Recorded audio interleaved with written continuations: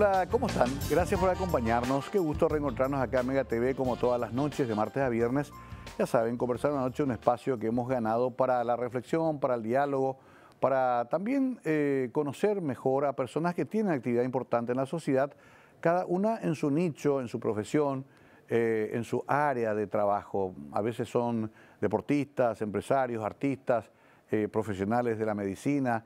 Siempre tratamos de variar esta suerte de oferta de entrevistados. Hoy traemos a alguien que conocemos hace muchos años, muy respetado como médico y también con una carrera artística que siempre la tuvo ahí medio al costado, pero que al final fue importante. Ha cantado incluso en los festivales de esta radio hace algunos años. Él se llama Luis Pulgo Barriocanal, o Doctor Barriocanal para ser más formales. Esta es su semblanza y después comenzamos a conversar la noche con él.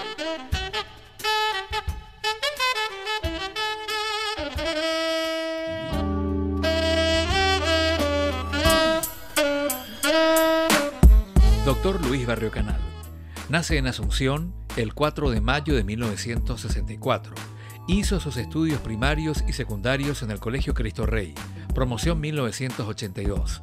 Estudió medicina en la UNA, recibiéndose en el año 1988. Posgrado en la Universidad de Newcastle upon Tyne, Inglaterra, 1992-1996.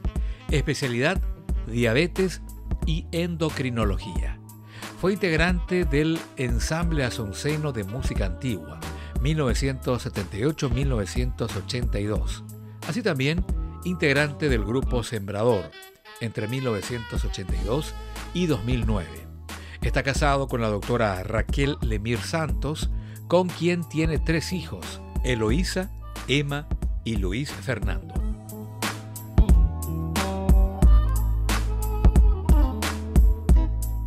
¿Qué tal, querido Luis? Gracias por venir. Vos sabés que no puedo dejar de decirte Pulgo.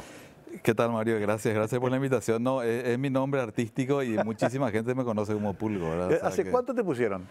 Y se debo apodo a mis queridas hermanas.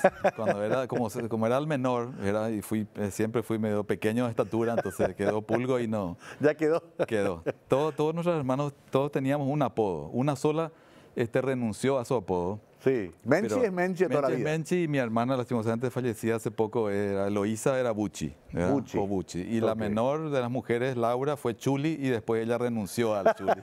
Entonces quedó como Laura. Y Chuli también es complicado, ¿no? Sí, sí, sí. Pero bueno, único varón sí. En una familia de 4 mujeres. Sí, 3 mujeres y yo. Qué increíble, ¿no? Porque uno siempre busca al hermano, ¿verdad? Para el compinche, para... Sí, sí, sí. ¿Y vos cómo hacías de chico? Y mira, yo siempre fui medio ermitaño, te confieso, ¿verdad? Sí, había primos varones, obviamente, claro. Y hasta ahora sigo relacionándome mucho con varios de ellos, pero te confieso que si me defino soy medio ermitaño. No, mira vos, no, medio solitario. ¿En qué colegio estabas? Cristo Rey. Ah, vos también sos Cristo Rey. Yo soy Cristo Rey con una particularidad. Cuando yo nací, sí. Y estaba ya después con edad de entrar al colegio, yo vivía a una cuadra del San José. Claro. Y mi padre había estado en el San José, pero después emigró a instancia de mi abuelo a Santa Fe, a Argentina, y estuvo de pupilo en un colegio de jesuitas. Okay. Y de ahí los jesuitas vinieron a fundar el Cristo Rey. Entonces esa fue mi vinculación con Cristo Rey. Prefirió ponerme ahí y bueno, la otra condición pareciera lógica porque yo estuviera en San José, es que mis hermanas eran de las Teresas, ¿verdad? Claro, siempre clásico. Una vinculación. ¿sabes? Clásico, pero vos rompiste esa regla. Rompí la regla, pero te confieso que siempre me relacioné muchísimo con la gente de San José a través de la música y todo, ¿verdad? Sí, Al claro. punto que mucha gente asume de que yo soy exalumno de San José. Tuga, así mismo. son todos sanjosianos ellos. Son todos sanjosianos. ¿Qué promoción Cristo Rey sos? 82. Ya mixto. No, el último año de solo varones. Qué terrible. O sea, sí. Podemos compartir unos perfiles psicológicos acá, porque éramos medio salvajes, veíamos cualquier pollera, nos íbamos corriendo. Sí. Ese yo creo que fue un error. Tendría que haberlo vuelto mixto mucho tiempo mucho atrás. Antes, claro. Yo no sé ni cómo sobrevivimos a esa época. Sí. Una situación antinatural, pues, era, ¿verdad? Absolutamente. Y le envidiamos lo del Inter, que ya tenían compañeras. Mi señora es del Inter y yo en este momento debo admitir que tengo más amigos del Inter entre sus compañeros de promoción que con los propios míos, ¿verdad? Porque me relaciono mucho más con ellos. No, nosotros éramos medio salvajes, hay que reconocer. No sé, te digo, no sé cómo sobrevivimos en colegios solamente hombres. Bueno, pero la típica formación en la cual te vas metiendo después en la música. Sí. Inclusive, me parece que hasta antes de la medicina, ¿verdad? Sí, claro, claro. Yo, es más, empecé estudiando con el profesor José Luis Miranda, ahora recientemente fallecido. Hace poco fallecido. Sí, sí, sí. Es una gran persona. Sí. Flauta dulce, no se llama flauta dulce. Ajá. Empecé con el tonete. Pocas personas se acuerdan del tonete. Era un predecesor de la flauta dulce. Sí. Que era una cosita minúscula, así de plástico. Sí. Y si vos mostrabas tus aptitudes en el tonete, ahí pasabas a la flauta dulce. Después, ya hoy en día, o hace muchos años, ya empiezan con la flauta dulce. Bueno, entonces yo fui evolucionando. Y José Luis Miranda, primero fue la profesora Elda Gladys Galeano, que quedaba cerca del ex Cine Premier, más tenía un instituto que estudió, y también con José Luis Miranda. De ahí hice cierta incursión con la flauta traversa, siempre autodidacta nomás, y mi vinculación empieza en la flauta con el ensamble Asunceno de música antigua, dirigido por la gran Enelli Jiménez. Me acuerdo. Hermana de Edith Jiménez, la pintora. Estaban John Baldwin y compañía. John Baldwin llegó a estar, Ángel Yegros. Cierto. Un muchacho que perdí rastro de él, Pesolani, Lito Pesolani. Lito, poeta también. Poeta, bueno, sí. Y después otra gente que mi memoria me falla. Y estuvimos nada más y nada menos que en la inauguración del Teatro Arlequín, cuando estaba en Villamorra, en aquella esquina frente al Con esto tu cédula se cayó a pedazos. Ya. Sí. No, absolutamente. Sí, no, y se cumplieron los 40 años, ¿sí? De Arlequín, ahora. Claro, 40 años, y yo, ahora que estuvimos invitados también por José Luis, y ahí advertí que la inauguración fue el 3 de mayo, mi cumpleaños es el 4. Sí. Y yo entonces tenía 17, el día siguiente cumplía 18 años. Y después di un salto brusco y pasé de ser el ensamble Asunceno de música antigua a integrar el nuevo cancionero con Sembrador. Claro, que ahí ya era mucho más violento el tema. Ya lo creo, sí. Qué interesante esto, porque a mí se me había perdido lo de ensamble música antigua y me acuerdo perfectamente del grupo. Era una rareza, cosas barrocas. Teníamos cosas, medievales. Más, en aquella ocasión del Arlequín estábamos vestidos de medioevo, ¿verdad? Y no te puedo habíamos conseguido le vamos a conseguir un clavecín, que es el teclado antecesor del piano, y se hicieron cosas muy lindas. Qué cosa curiosa, ¿no? Porque viste que a esa edad uno más bien quiere hacer rock and roll. Sí. O el nuevo cancionero que era revolucionario, que era de protesta, como decíamos. Claro. ¿No? Bueno, debo decir que en esas épocas, sí, porque yo habré estado en quinto curso, cuarto curso de colegio, hubo un festival de rock en el Cristo Rey. Sí. Y toqué con la flauta nada más y nada menos que Smoke in the Water. O sea que había una mezcla de todas. Y sí, porque uno, dice Borges, no debe limitarse a una sola cultura, puede aspirar a toda, dice él. Sí, fantástico. Y más o menos así éramos nosotros, ¿verdad? Queríamos todo, queríamos el mundo. Sí. Bueno, pero claro, ahí me imagino, a ver, tu mamá es una conocida catedrática, ingeniera, y sí, enseñó en la Facultad de Ingeniería y Arquitectura por mucho tiempo. Sí. Hasta hoy la reconocen como una docente. A ver, no te fuiste por ahí. Menchi entró por el lado de los medios de comunicación. Tus hermanas, las otras, no sé qué hicieron, pero vos sos el único médico. El único médico, sí, de la familia, sí. ¿Y tu papá? ¿Verdad? Papá fue un industrial, se dedicó mucho tiempo a los palmitos en el Alto Paraná, y hasta que, digamos, él decidió que era momento de jubilarse y se retiró, ¿verdad? Ok. O sea, ¿de dónde saliste médico? Tuve un tío que falleció lastimosamente muy joven, el hermano de papá, Fernando Barrio Canal, se conocía como Homo. Sí. Fernando Barrio Canal Vera. Era curiosamente endocrinólogo, mi misma especialidad. No te puedo creer. Sí, y él, no sé si por ahí viene la sangre, ¿verdad? A veces pero los hijos de Fernando, de mi tío Fernando, tampoco ni uno de ellos es médico. El que es médico en la familia más cercano es el hijo de Oscar, que es Fernando Barrio Canal Monti, que es cirujano plástico. Bueno. Que es también primo de ustedes. Es primo hermano, claro. Primo hermano, así, digamos, del círculo más cerrado. Después hay otros médicos. Un tío de papá que vive en Estados Unidos, un urólogo ya retirado, es médico. O sea, que había una rama por ahí. Pero no en tu familia directa. No, directa no. Increíble, che. ¿Y no quisiste seguir la carrera de Menchi de repente? No. Desde el punto de vista de comunicación. No, vos sabés que nunca me atrajo. ¿No? Una cosa que me atrajo siempre, y soy hasta ahora fanático de disfrutar de los buenos comerciales. Entonces yo decía que si no era médico, iba a ser publicista, por ejemplo. Mira vos. Sí, me gustó la publicidad. Bueno, ahí podía meter unos jingles también. Sí, claro, por ahí. claro. Bueno, espera, a ver, quiero entender. ¿86 te recibiste? No, 88. 88. 82 de colegio, 88 de la facultad. Por eso te digo. Claro. Sí, son 6 años de medicina. Qué bárbaro. ¿La Nacional? La Nacional, sí, en esa época había solamente, estaba empezando la católica en Villarrica, no había otras posibilidades. ¿De una ingresaste o tuviste que probar? Sí, no, de una ingresé. Mirá que era difícil, ¿eh? Era difícil. Ahí debo admitir que, espero que no, tenía un plus por haber sido segundo mejor egresado del colegio, te daban un plus, pero hubo muchas disputas ese año particular en que entramos de gente que le arreglaron, como ocurría en esas épocas, Mario, ¿sabes bien? Le arreglaron el ingreso. Sí, sí. No, le arreglaron el ingreso. El ingreso sí, maniobraron desde las esferas del poder y la... Última época te da la dictadura. Claro, yo me recibí en el 88 y esto ocurre cuando yo estudiaba en el internado, que es lo que uno hace la rotación por las diversas especialidades y la... O sea, movimiento de clínicas también ya lo viviste como estudiante. Absolutamente, pero intensamente. Ahí me salvé varias veces de ir preso, gracias a la acción valiente de algunas enfermeras que me atajaron, ¿verdad?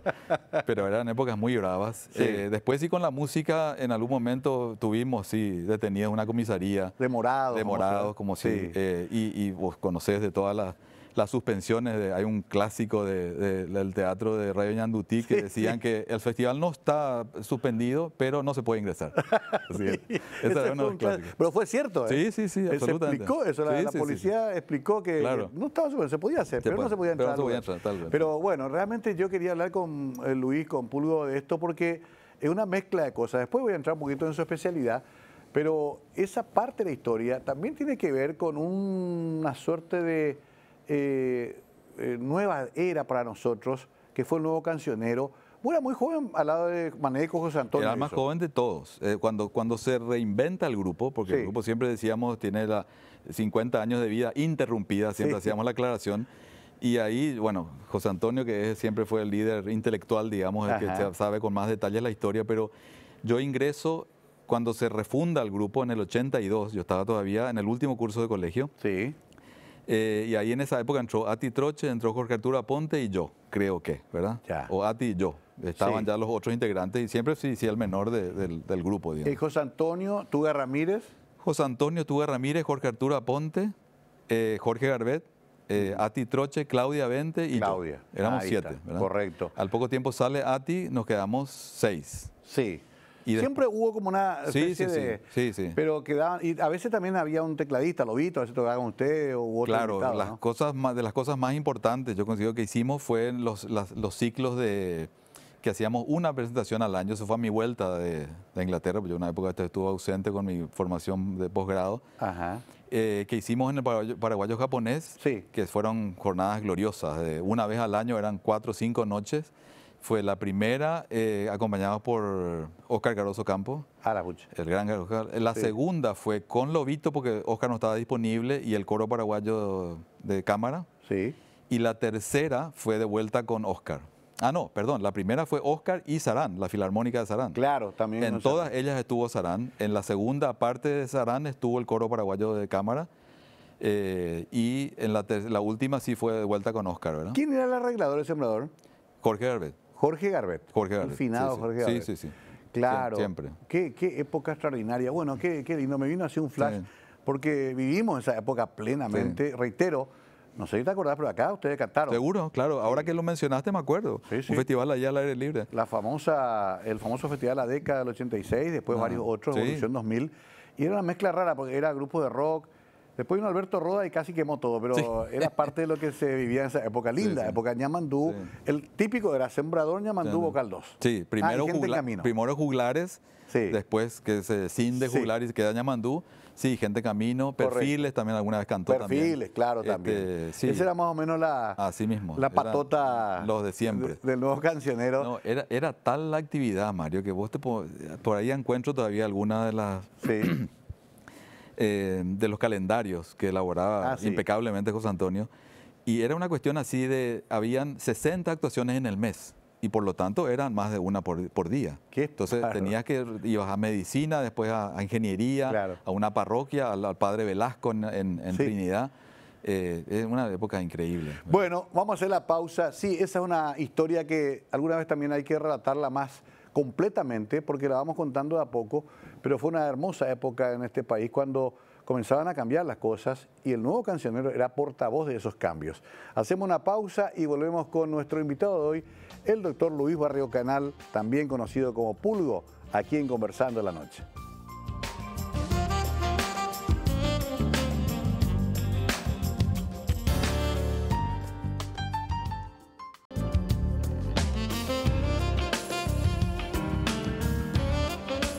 Está con nosotros Luis Barrio Canal, médico endocrinólogo. ¿Qué quiere decir endocrinólogo? Mira que ya cuesta la pronunciar. Es medio complicado el nombre de la especialidad. Sí, es la especialidad que estudia las hormonas del cuerpo, ¿verdad? Ajá. Okay. Que son sustancias, proteínas que se producen en un cierto lugar del cuerpo y tienen un efecto en otro, o en todo el cuerpo, básicamente. Qué complicado, Luis, porque al final todo lo que nos pasa tiene que ver con eso, con nuestra cultura alimentaria, y cuesta tanto modificar.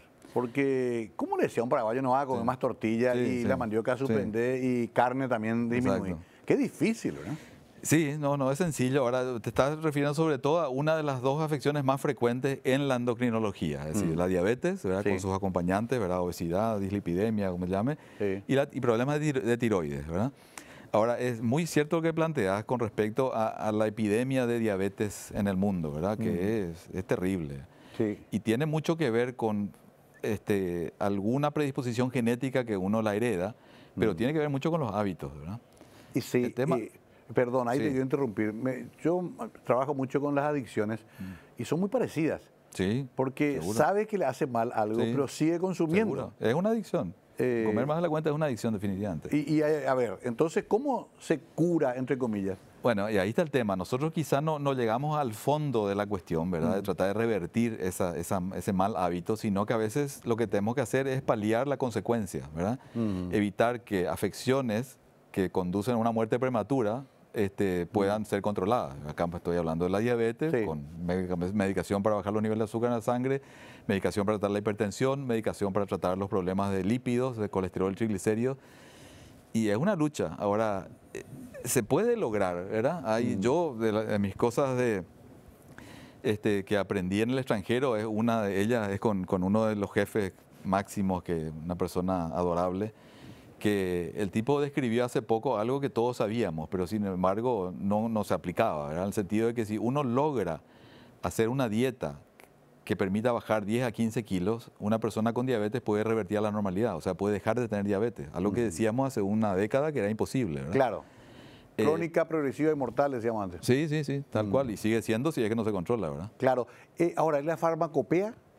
No, es amplísima, hoy en día es, antes, qué sé yo, hace 20 años, cuando me recibí yo, 30 años, uno tenía dos tipos de medicación. Y nada más. Y la insulina, y se acabó, ¿verdad? Claro. Y la insulina de dos tipos, muy prematura, había insulina de origen animal. Hoy pensar en eso es una locura. Había insulina de origen porcino y bovino. No te puedo creer. O sea, y siempre hago el chiste que parece ser que hay más aminoácidos parecidos en la molécula de la insulina a la del cerdo que a la de la vaca. O sea que genéticamente nos parecemos más al chancho que a la vaca, ¿no? Bueno, hoy día hay un sinnúmero de posibilidades. El drama nomás, como muchas cosas, es el costo, Mario. Claro. Si vos no tenés acceso a un servicio de salud público que tampoco siempre provee todas las drogas, pero al menos algunas las provee.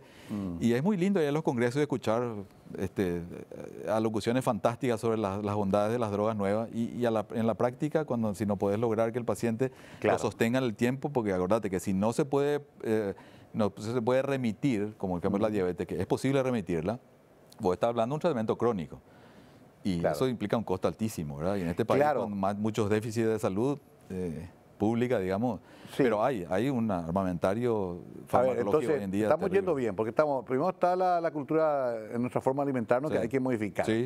Nos gusta o no cuando tenemos un problema ya. Lo otro está la farmacopea. Y estos nuevos elementos como las operaciones... La bariátrica. La bariátrica. No, si están bien indicados, la cirugía bariátrica te soluciona el problema. Ahora, la gente dice es para adelgazar. Sí, pero te resuelve un montón de problemas. Hay personas con diabetes que o dejaron de tener diabetes o pasaron de aplicarse insulina a usar solamente pastillas, ¿verdad? Personas que tenían hipertensión que se curaban de la hipertensión. Personas que tenían dislipidemia, alteración de las grasas en la sangre, que se solucionó el problema. ¿Y por qué a algunos no les sale bien? Y no les sale bien porque la gente pretende que sea infalible y no es infalible. Es probablemente de los métodos más infalibles que hay, pero no es infalible. Hay muchos casos descritos entre gente famosa de afuera en los cuales fue un fracaso, pero hay un dato muy interesante que eso describieron los británicos como el efecto legado y los americanos como la memoria metabólica. Los británicos siempre están chocando con los americanos, se burlan de los americanos porque dicen el metabolismo no tiene memoria, entonces ellos dicen efecto legado, y los otros le llaman memoria metabólica. Claro. ¿Cuál es el concepto interesante de esto? Poner a dos personas con 160 kilos, una persona, por cualquiera sea el medio, logró bajar de peso, por ejemplo la cirugía bariátrica, y logró bajar 60 kilos en los siguientes 5 o 10 años. Después volvió a subir. Lastimosamente se hizo... Ese es un tema que me cuentan algunos. Bueno, la persona que llegó a bajar esos 60 kilos, o menos incluso 10 o 20 si querés, comparado con el que nunca bajó, va a tener una mejor expectativa de vida. Va a vivir más que el que nunca bajó. ¿Sí? Y esa es la memoria metabólica o el efecto legado de cuando la persona estuvo mejor. Ahora, no son métodos infalibles. De los que existe para tratar la obesidad, probablemente sea el más infalible. Pero no está exento de riesgo, eso es un detalle. Y hay gente que sufre porque finalmente, si el problema está en la cabeza, ¿verdad? Claro. Va a sufrir todo el tiempo, y la forma terrible pero fácil de sortear la cirugía bariátrica es, por ejemplo, consumiendo alcohol. Claro, que es otro problema grave. Muchísimas calorías y finalmente terminan adictos. Si no fueron antes alcohólicos, terminan alcohólicos. Alguna vez se dijo, y hablo desde la total ignorancia, de que después de la operación ya tenés un efecto de saciedad más rápido. Absolutamente. ¿Es así? Así es, eso es lo que busca la cirugía. Hay dos grandes grupos de cirugía, dos grandes tipos de cirugía. Uno que simplemente achica el tamaño del estómago, eso se llama la banda gástrica. Y otra cirugía que lo que hace es, aparte de achicar el estómago, se reconecta, por eso se llama bypass gástrico. Entonces se elimina la primera parte para que no se absorba el alimento, la primera parte del intestino. Probablemente esta segunda que hablé es más efectiva que la primera, ¿verdad? Pero eso básicamente es lo que logra, ¿verdad? Una sensación de saciedad. Entiendo. Y por último, cerrando esta consulta gratuita que tan generosamente está compartiendo Luis, escuché unas inyecciones. Claro. Con las que bajaron algunos amigos 20 kilos, 25. ¿Qué es eso? Bueno, esa es una medicación que probablemente está haciendo perder pacientes a los cirujanos bariátricos porque realmente ha revolucionado, los últimos 10 a 20 años ha revolucionado el mundo de la medicina. Pensadas inicialmente para tratar la diabetes, porque es un medicamento que regula para abajo la diabetes, encontraron como efecto colateral beneficioso que la persona pierde peso, ¿verdad? No es insulina, obviamente, la insulina está destinada a otros pacientes. Esta es una medicación inyectable que hace que por un lado se suprima de cierta forma la sensación de apetito en el cerebro y por otro lado hace que el estómago se vacíe más lentamente. Y ese vaciamiento lento del estómago hace que te cause sensación de saciedad por dos mecanismos. Pero, perdón, me interesa, ya quiero ahora mismo una dosis. Tengo que bajar 10 kilos, lo hemos hablado el otro día. Pero ¿tiene contraindicaciones? Tiene algunas contraindicaciones y lo importante, Mario, es que tiene que ser indicada con supervisión médica, ¿verdad? Porque como se volvió muy popular, la gente se automedica, ¿verdad? Y eso no es recomendable. Tiene algunas contraindicaciones o no solo contraindicaciones, sino efectos adversos que hay que ir controlando cada tanto, ¿verdad? Ahora, lo que no va a entrar nunca en esas variables es el tema psicológico. Por supuesto. Cuando uno come por ansiedad, uno come por sublimar otras cosas, ahí ya tienen que entrar otro tipo de profesionales. Y ahí es donde es complicada la cuestión por eso digo, a veces, por eso la cirugía bariátrica tampoco soluciona el problema. Si el problema está en la cabeza, y es complicado.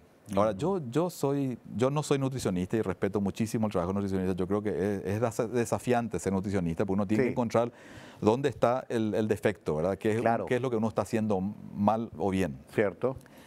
Pero en base a mi experiencia con este colega que te comenté en Inglaterra, yo soy cada vez más de la idea que importa mucho más la cantidad que la calidad. Y ese es el fundamento de la cirugía bariátrica o estas medicaciones inyectables nuevas. Yo soy convencido que el ser humano podría lograr un peso saludable comiendo todo lo que quisiera, pero menos, en pequeñas porciones. Lastimosamente, Nandeyara nos castigó con el sentido del gusto y el olfato y ahí se fue todo. Claro. El COVID trató de solucionar el problema, pero lo hizo por un tiempo. No alcanzó por mucho tiempo. Y para cerrar esto, me quedo pensando también en estas dietas un poco dramáticas que están haciendo los muchachos ahora. La intermitente, por ejemplo. El ayuno intermitente. Me propusieron, ya yo les miro como diciendo... desconfiado. No creo, no. Mira, de vuelta, Mario, sin ser nutricionista, vuelvo a aclarar siempre, ¿verdad? Yo considero que es una opción muy saludable, salvo que, y eso hay que aclarar siempre, que una persona tenga diabetes y esté tratado con drogas, que pues ya sea drogas, pastillas o insulina, que pueden hacerle bajar mucho el azúcar y es una situación de riesgo. Claro. Okay. Salvo eso, el cuerpo humano está preparado para sobrevivir sin alimento por horas. El hígado se encarga de proveer azúcar al cerebro, que no puede producir su propio alimento, su propia glucosa, y al resto del cuerpo. Y mientras la persona se hidrate adecuadamente, obviamente que requiere mucha voluntad, ¿verdad? Pero el ser humano está preparado para ayunar intermitentemente, fácilmente. No, es una locura, Yo creo entiendo. Pero siempre creo que hay que consultar también, ¿no? Por supuesto, no. Hacer esas dietas así locas de repente puede traer consecuencias, sobre todo si una persona tiene algunos otros riesgos que habrá que estudiar, ¿verdad? Claro. Bueno, vamos a hacer la pausa. Antes de la misma, ya que mencionaste así de paso nomás la pandemia, en tu disciplina, ¿qué efectos tuvo la pandemia? Tuvo un efecto relativamente importante en el sentido que parece ser que el virus del COVID afecta directamente a las células productoras de insulina por el páncreas. O sea que más personas que tuvieron COVID van a tener diabetes a largo plazo. Es el efecto más a largo plazo. A corto plazo, y mi señora que es neumóloga vivió no tuvo vida por 2 años, teniendo pacientes. Y yo atrás de ella en algunos casos, porque los casos graves se trataban con corticoides. Y los corticoides es una medicación que suben el azúcar, ¿verdad? Entonces tenía pacientes ya diabéticos conocidos. Yo nunca me opuse a que usaran corticoides porque era la cuestión de salvarles la vida. Claro. Pero que hacían controles pésimos, obviamente estaban internados y tenían que recibir dosis altísimas de insulina, infusión de insulina, que implica una insulina continua, ¿verdad? Pero sí, probablemente todavía vamos a empezar a ver más casos de diabetes en aquellas personas que tuvieron COVID en los próximos años. Todavía eso está en desarrollo. Sí. Ahora, y al revés, se decía los que tenían enfermedad de base eran los que tenían más riesgo. Por supuesto, eso clarísimo. ¿Y entraba la diabetes? Claro, entra la diabetes, la hipertensión, ni qué decir las enfermedades pulmonares de base, ¿verdad? Los fumadores. Siendo un virus que afecta principalmente el sistema respiratorio. ¿Fumaste alguna vez, Pulgo? No. ¿No? ¿No te agarró? Nunca. Mira que la noche, la música. Sí, nunca me. La bohemia. Sí, exacto. Ahí hay muchos cigarrillos, muchos tragos. Sí, nunca. Y realmente ahí, yo creo que muchos sí fumaron en el Sembrador, por ejemplo. Claro. Hasta que yo le persuadí a Garbé que suspendiera. Claro. No fue suficiente, lastimamente, ese no fue pronto, ¿verdad? Pero no, yo nunca fumé. Nunca me atrajo. No. A ver, y ya para irnos a la pausa, hoy por hoy ya no hay forma de justificar el tabaquismo, ¿no? No. Pero peligrosamente está el vape. El vapeador. Según los neumólogos es peor aún que el cigarrillo. Claro. Así de terrible. O sea, terrible. Logramos... hay muchos menos fumadores, yo creo que sí. Sí, mucho menos, pero muchos más vapeadores. ¿Vos te acordás de la cancha lo que era antes? Vos la cancha era una humareda. Sí. Pero el vape entonces puede generar el próximo problema. Absolutamente, ya está generando. Bueno, qué bárbaro. Qué temas, ¿no? Para también ir pensándolos en casa, consultar sobre todo, preguntar a los que saben. Yo siempre trato de que la gente haga eso. Demasiados médicos por Google hay últimamente y ahora con la inteligencia artificial no quiero ni imaginarme. No está mal, bueno, consultar a alguien que tiene práctica y que ha estudiado para ello. Vamos a hacer una pausa y seguimos hablando con nuestro invitado hoy. La verdad que muy a gusto con el doctor Luis Barrio Canal.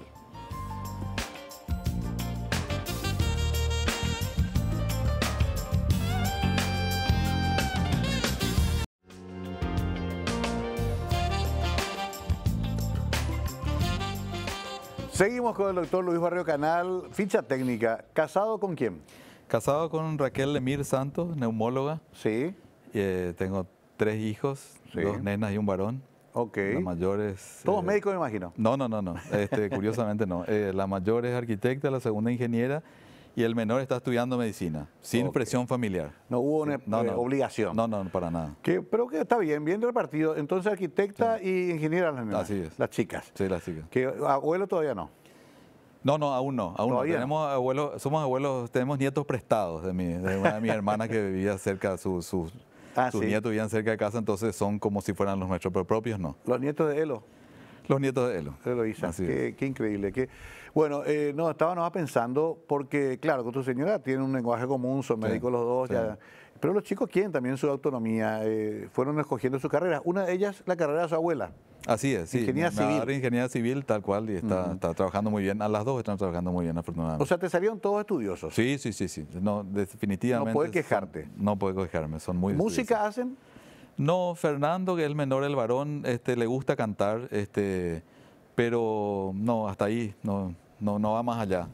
En algún evento familiar o social, de repente se anima a cantar algo, pero... Claro, así, pero no. Sí. Bueno, ¿cuál fue tu definición, digamos, no ahora, pero en toda tu vida?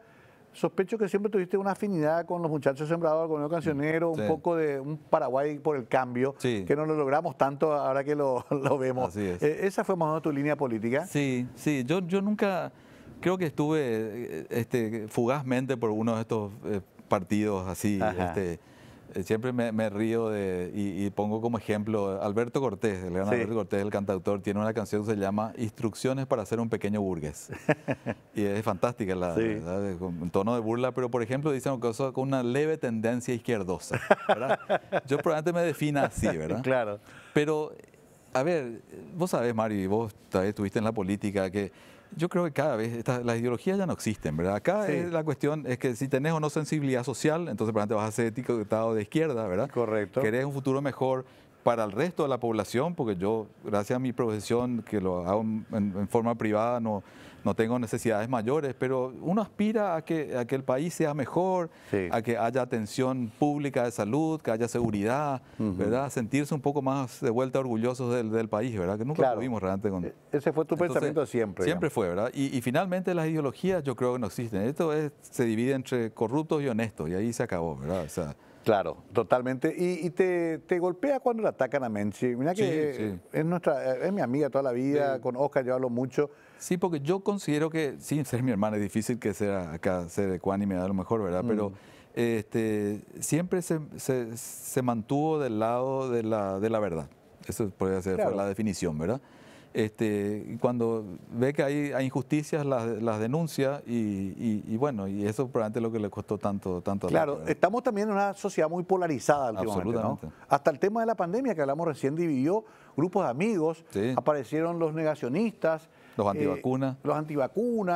Pero además gente que uno respeta y que quiso siempre, que de repente te dice, te pusiste un veneno, sos un borrego, me dice un amigo muy querido, que vos también conocés, me dice, sos un borrego, estás a favor de las multinacionales, de las farmacéuticas. Claro, es terrible, Mario. ¿Qué nos pasó?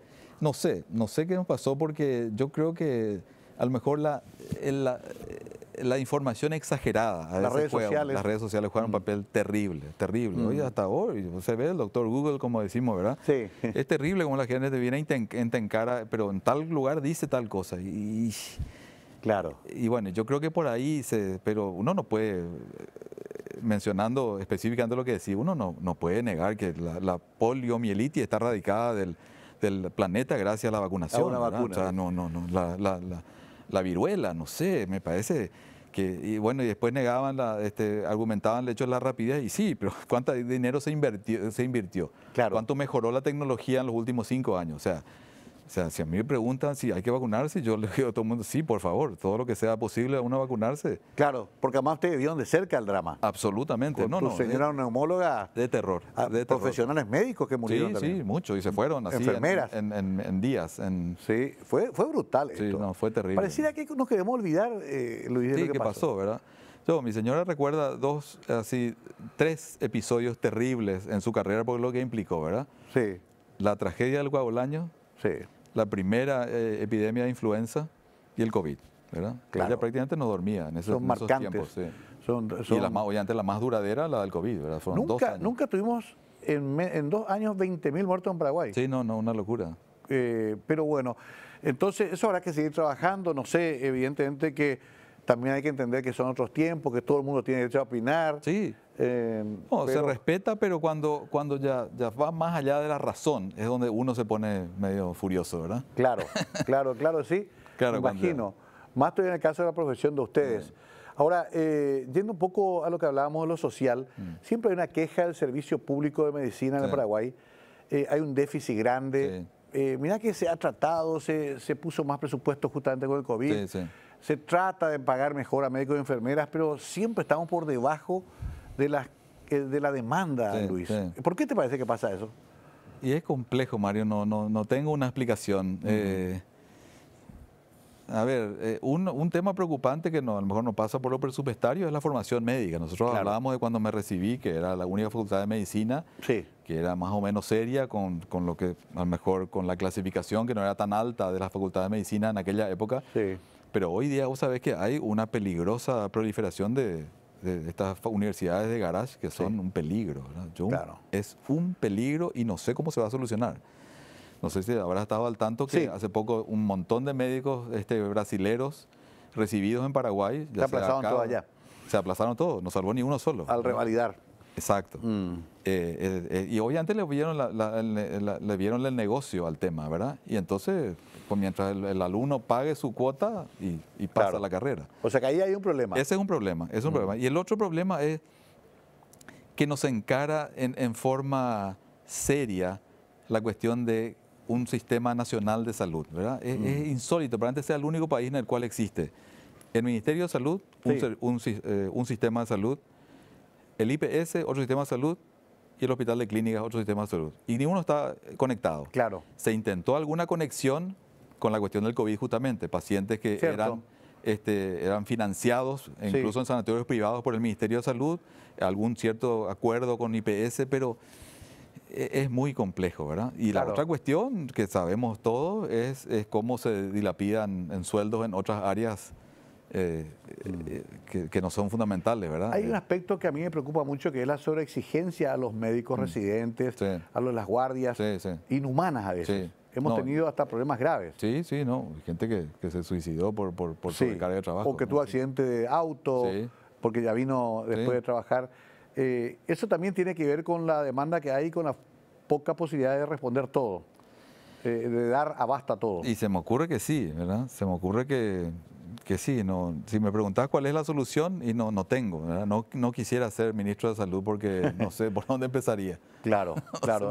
Y gusta que ahora comienza un nuevo periodo y va a ser uno de los temas centrales, ¿no? Salud, educación y seguridad. ¿Y qué pensás de este tema de la medicina preventiva, las unidades de salud de familia? Si funcionaran sería fantástico, Mario. Si funcionaran para sería no llegar fantástico. hasta el hospital, digamos. Claro, el tema es que vos ves, y debo decir con mucha frecuencia, las inauguraciones que hizo el presidente actual en los últimos 5 años, y uno dice, bueno, se inauguran a razón de 1, 2, 3, 5 por mes. Y uno dice, bueno, si funcionaran sería una maravilla, pero lo cierto es que todavía siguen viniendo pacientes del interior y recalando en el Hospital Nacional de Itagua o en el Hospital de Clínica, porque la atención o no es suficiente, o como decís vos, no se llega a una medicina preventiva como para evitar que los casos graves sean solamente los que vengan a la capital y no todos los casos, ¿verdad? ¿Cómo que se entiende que el paraguayo tenga que irse todavía a Argentina para tratarse temas graves de salud?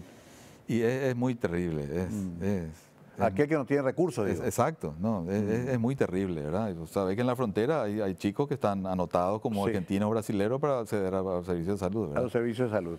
Conste que esos países tienen más problemas. Tienen problemas grandes, digamos. La economía argentina, sabemos. Pero sin embargo, lograron un sistema. Exacto, lograron un sistema de salud más solidario, ¿verdad? El Uruguay es un ejemplo de un sistema de salud mucho más solidario. También. Yo creo que pasa por ahí, ¿verdad? O sea, habría que encontrar una forma de que actúen en conjunto estos 3 sistemas de salud que te hablé, ¿verdad? Y obviamente, dotar de más recursos al Ministerio de Salud. Claro, de hecho todavía luego nuestro nivel de inversión todavía es bajo. Mejoró muchísimo el COVID, pero es bajo, ¿verdad? Claro. Y mi pregunta es, ¿qué pasa con toda esa gente que de urgencia fue nombrada, ¿verdad? ¿Qué pasó con esa gente? Con todos los médicos, enfermeras nombrados en la época de COVID. ¿Qué pasó con todos los hospitales que se surgieron en el COVID? Claro. Los que no se desmontaron. ¿Cómo siguió la historia? Exacto, o cómo seguirán los próximos años, ¿verdad? Porque ahí acordate que se financió con esos préstamos enormes que adquirió el país, ¿verdad? Que van a seguir pagando nuestros hijos y nietos. Exacto. Pero bueno, ¿y cómo financiás a partir de ahora algo? O sea, sin pandemia, igual hay muchísimo por mejorar, ¿verdad? ¿Cómo financiás eso? No. Escuché lo que decía hoy un director del Hospital de Trauma. Decía, tenemos más demanda después del COVID por los problemas financieros que tuvo la gente. Mucha gente quedó sin nada, vos sabes. Perdió su negocio, comenzó de nuevo. Entonces el que iba al sistema privado, hoy va al público. Va al público. Eso se vio muchísimo, o se está viendo, Mario, la migración. Sí, definitivamente. O sea, este gobierno va a tener que encarar ese tema casi prioritariamente. Y yo creo que es uno de los temas prioritarios, ¿no? ¿Tenés candidato a ministro de Salud? No. Yo tenía, No. pero si ganaba Efraín, mi candidata era Esperanza, quizás. Sí, del recuento de los... No, yo me refería ya al presidente electo. Ahora. No, ninguno. Probablemente sí, de lo que la gente opina en la calle, ella hizo una buena gestión como ministra. Sí, claro. Pero ahora no tengo. O sea, la gente que estuvo en los gobiernos anteriores, o al menos en el gobierno representado por Cartes, no cumplió mis expectativas. Y la gente no tiene una recordación positiva. Pero bueno, no te quiero meter en problemas con tus colegas, pero acá hablamos de todo, así que tenés que aceptarlo. No tenía problema. Pero a la vuelta, te prometo volver a hablar un poquito de lo que nos gusta también, que es la música, porque quiero redondear esa historia también, ya que al igual que otras profesiones o al igual que otros oficios, el que alguna vez fue músico nunca deja de serlo. Quiero saber qué anda escuchando Luis Barrio Canal. Anda tocando, aparece de vez en cuando con los muchachos, le viene una promoción de un candidato a senador cantando. Bueno, a la vuelta de la pausa.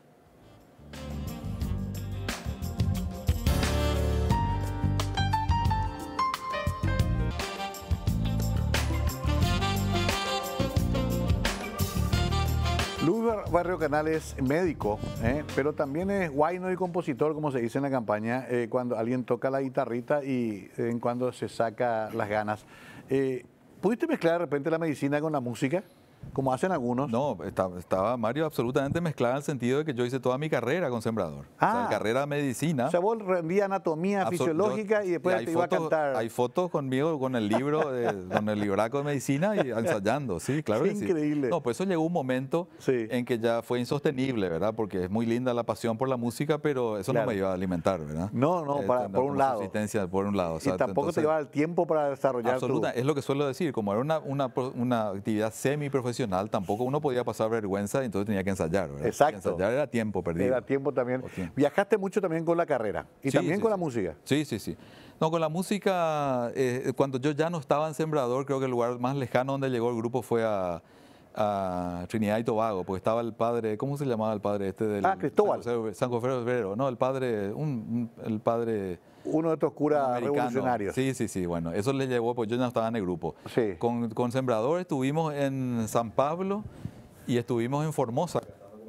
Claro, me acuerdo perfectamente, sí, estuvimos todos en el Estadio Patria, qué lindo momento. Sí. ¿Y a Cuba te fuiste? A Cuba me fui a dar una charla y aproveché para conocer Cuba que no conocía. Sí. Y ahí ocurrió una anécdota que realmente me marcó por lo que significó después, ¿verdad? Yo estaba recorriendo museos con mi señora y en una de esas ella reclama que ella fue la que me hizo notar. Vemos un retrato que era a todas luces el Mariscal López. ¿El Mariscal? Era el Mariscal López, definitivamente similar a la imagen que conocemos de uno de los libros de historia del colegio, que se lo ve con el caballo blanco, que creo que es Darré el autor de esa obra. Sí. Salvo que en vez de como esa tradición, esa que todos conocemos, que tenía la bandera paraguaya, acá tenía una bandera algo lilácea, fucsia, ¿verdad? Sí, una banda. Entonces, una banda. Entonces yo le pregunto a unas mujeres que estaban ahí y me dicen que es un militar español, el general Prim y Prats. Entonces yo no me convencía tanto la explicación y fui a buscar internet, con lo que cuesta internet en Cuba, tuve que ir a otro hotel para buscar cosas. Entonces en mi presentación puse la foto que todos conocemos del retrato que está en el Palacio de López y la que yo le había sacado la foto. Sí. Y entonces cuando hice una presentación sobre la stevia, que era un tema al cual estaba interesado, dije que algo pasó acá, ¿verdad? O vino de incógnito, ¿verdad? Como el Che Guevara que andaba incógnito o casualmente pasó por Cuba. Y lo cierto es que llego a Asunción y mi amigo Mengo Boxia me persuade que escriba un artículo sobre el tema. Ajá. Y demoré un año. Esto ocurrió en 2007. Creo que en el 2008 escribí el artículo y le llamé como 2 gotas de agua. Y conté la anécdota, puse las 2 fotos. Claro. Y el artículo lo lee Osvaldo Salerno. Sí. Y Osvaldo Salerno es un coleccionista de artículos de López, ¿verdad? Memorabilia, digamos. ¿verdad? Y me dice, yo creo tener una foto que compré en un anticuario de Montevideo, que creo que es la foto de ese cuadro, y en el reverso de la foto está escrito a mano López. Ok. Bueno, y ahí él empieza la investigación, lo hicimos juntos, pero él fue el que tuvo la iniciativa, le pidió una foto mejorada a los cubanos. Los cubanos, hay que darle el mérito, hacen una investigación minuciosa y concluyen de que efectivamente es el Mariscal López. De un retrato que estuvo perdido por 160 años. ¡Qué maravilla! Y no solo eso, sino que el gobierno de Cuba, entonces Lugo presidente, dona el cuadro al Paraguay. Y el cuadro hoy en día está en el Palacio de López. En el Palacio de López. Sí. Un cuadro evaluado en $500.000 y por lo cual recibió una palmada en la espalda del presidente Lula, fue todo lo que recibió. Pero bueno, estoy orgulloso de que una obra fue descubierta por mí. Pero finalmente no fuiste vos, fue tu señora. Fue mi señora, sí, hay que darle el mérito. Sí. El mérito. Qué increíble. Ahora mismo me voy a buscar en internet esta historia. Porque ha pasado también que se han puesto estatuas, inclusive otras personas, haciéndola aparecer como otros. Exacto. En el mundo ha pasado eso. Bueno, y lo notable, Mario, termino con esto, que cuando se hizo el acto oficial de la donación en el Palacio de López, se acerca gente que me dice, yo estuve ahí y yo vi, eso ya me llamó la atención. El tema es que yo decidí escribir el artículo y ahí se generó todo, ¿verdad? ¿Cómo se llama en español? General Prim y Prats. Prim y Prats. Prim y Prats. Y le busqué y son como contemporáneos. Son contemporáneos con López y también murió violentamente, ¿verdad? Claro. ¿verdad? Pero no, obviamente no es él, es López. Bueno, no sé cómo terminó en Cuba. Linda anécdota. Ya mismo comenzamos a buscar tanto el artículo que además yo sé que le gusta escribir. Alguna vez escribió una ácida crítica también a Julio Iglesias, pero ese es tema para otro programa. ¿Seguís guitarreando un poquito así en privado? No, yo nunca toqué la guitarra. Digo guitarreando Peña. Claro, sí. No, Peña sí. Cuando hay algún evento social o disfruto mucho de cantar con Giovanni Primerano. Vos lo conocés a Giovanni, que es un genio, ¿verdad? Sí. Giovanni Primerano fue descubierto por Jorge Gabriel cuando tenía 15 años. Sí, creo, me acuerdo. ¿verdad? Y es una bellísima persona aparte y un genio, ¿verdad? Realmente. Qué bueno. Bueno, no te privás de nada, entonces sí. Es que no, cada tanto Giovanni, lo hago, sí. Y bueno, y Menchi también alguna vez cantará, sí, ¿verdad? Es así. Sí, en la familia. Bueno, qué gusto, Luis, hablar contigo, porque en realidad descubro que además de tu rigor científico y profesional, conservas aquello que nos movilizó a todos en un momento dado, que es el amor por el arte, por la música, por las cosas hermosas de la vida. Te agradezco mucho que hayas venido hoy acá. El agradecido soy yo, Mario. Muchas gracias. ¿Querés decir algo final? Por ejemplo, me olvidé de preguntarte si, a pesar de todo, crees que vendrán tiempos mejores para Paraguay. Y uno nunca pierde la esperanza. Yo recuerdo que mi abuela decía que se volvía furiosa con Ortiz Ramírez y la calle de la policía. Decía, mi hijo quizá alguna vez vas a ver algún cambio. Después le escuché a mi padre decir alguna vez va a haber cambio. Ahora me escucho yo diciéndole a mis hijos, alguna vez ustedes van al cambio. Bueno, veremos qué ocurre. Por de pronto hay que ser optimista. Yo le deseo lo mejor a la gente que fue electa. Claro. Y que tengan una pizca de patriotismo, eso es lo que le pido, una pizca de patriotismo, con eso se alcanza. Bien, Luis Barrio Canal con nosotros, Pulgo, como lo conocimos toda la vida, médico, pero también músico, pero también un hombre que como usted, ahí en casa, sueña con un país mejor. Nos vamos, será hasta pronto, aquí siempre en Mega TV, Conversando la Noche.